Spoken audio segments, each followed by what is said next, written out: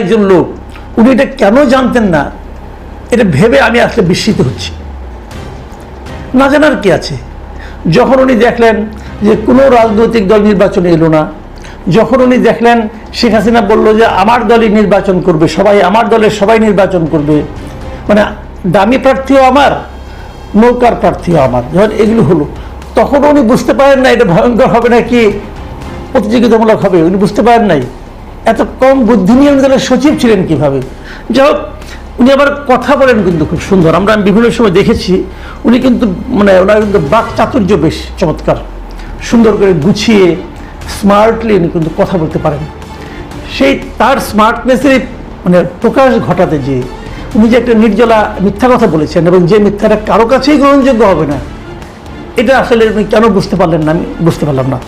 যা হোক, এখানে উনি কয়েকটা কথা বলেছেন যে কথাগুলো আমি মনে করি খুবই গুরুত্বপূর্ণ। সেই গুরুত্বপূর্ণগুলো একটু আলাপ করি। যেমন ওনাকে এই কথাই, যে কথাটি এখন এইমাত্র আমি বললাম আর কি, যে ভয়ঙ্কর নির্বাচন, তখন এটা জেনে ওই আদালতের যিনি বিচারক ছিলেন তিনি কিন্তু প্রশ্ন করেছেন যে আপনি যদি নির্বাচনের আগে যে অবস্থা আপনি দেখছেন, দেখার পর তাহলে আপনি পদত্যাগ করলেন না কেন?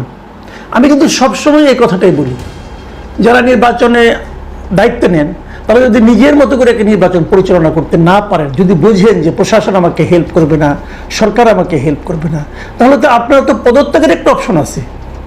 আপনি যদি পদত্যাগ করে যান তাহলে তো সরকার একটা উল্টো চাপে পড়ে যায়। কেন পদত্যাগ করলেন না? উনি একটা খোঁড়া যুক্তি দিয়েছেন। উনি বলছেন যে আমার এক বন্ধু আমাকে জিজ্ঞাসা করেছিল এই যে তুমি পদত্যাগ মানে কেন করলে না। উনি বলছেন যে এই অবস্থায় পদত্যাগ করা সম্ভব ছিল না। কেন সম্ভব না হওয়ার কি আছে? সম্ভব না হওয়ার কি আছে ভাই?